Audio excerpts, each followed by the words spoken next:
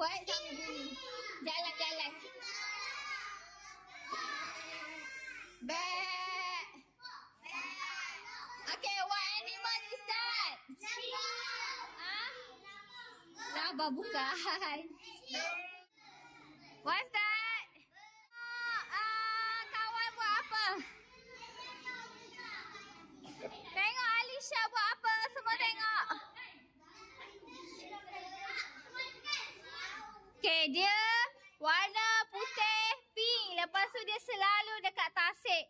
Dan leher dia panjang sangat. Dia suka berenang.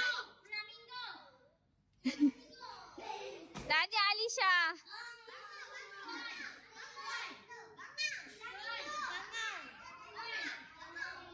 Awak buat apa tu? Cuba buat sekali lagi. 1, 2, 3. Apa tu? Kucing. Kapibara. Aidil buat apa? Oh, kapibara. Apa? Okay, everyone.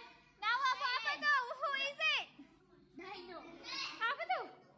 Dino. Dino. Betul tak, Nawa? Betul.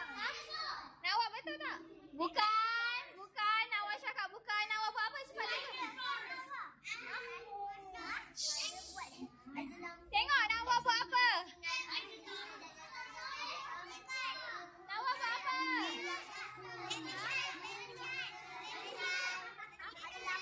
Baby shark. Bukan.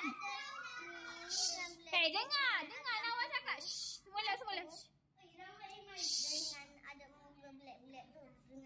Oh, tajam-tajam kat dalam. Itu jarum pun. Firefly kan? Dia kata black. Muka macam mana Nawa? Firefly kan? Muka dia black. Kelip kan?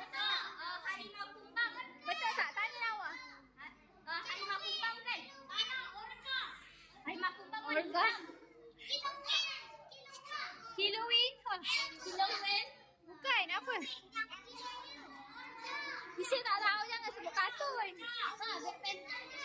Tak, harimau kumbang.